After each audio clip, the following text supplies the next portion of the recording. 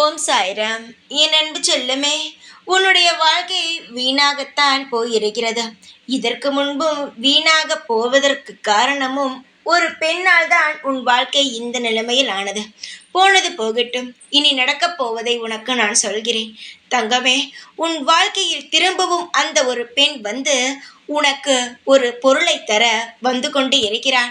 அதை நான் தடுக்கத்தான் உனக்கு முன்பே வந்து இந்த விஷயத்தை அனைத்தையுமே நான் சொல்கிறேன்.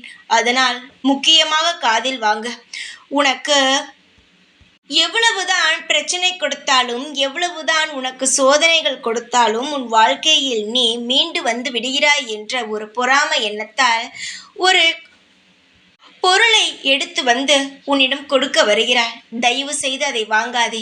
அது குங்குமம் தான். ஒரு பெண் நெருங்கிய உறவு உனக்கு. அதுதான் உண்மை. நான் சொல்வதை நன்றாக ஞாபகம் வைத்துக்கொள்.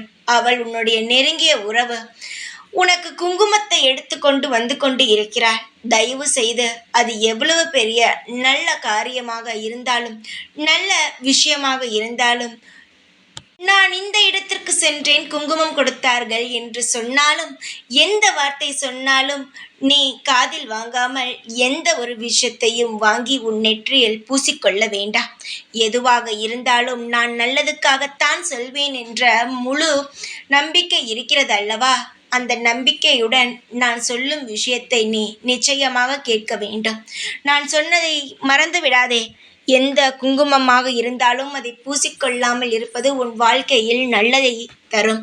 நீ அதை மீறி பூசிக்கொண்டால் நான் ஒன்றும் செய்ய முடியாது. உன்னை முன்பே வந்து எச்சரிக்கத்தான் முடியுமே தவிர, உன் வாழ்க்கையில் நீ செய்யும் தவறுகளுக்கு நான் உன்னை எப்பொழுதும் காப்பாற்றிக் கொண்டே இருக்க முடியுமா?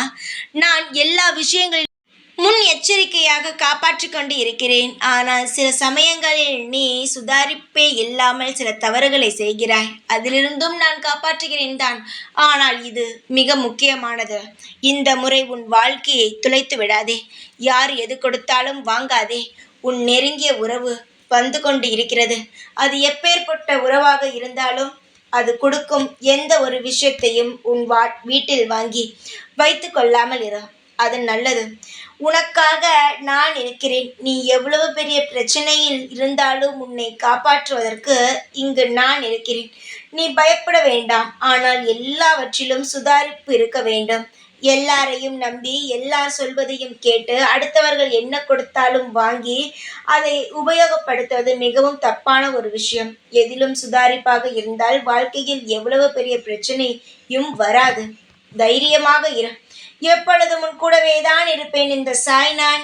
ஓம் சாய்ராம்.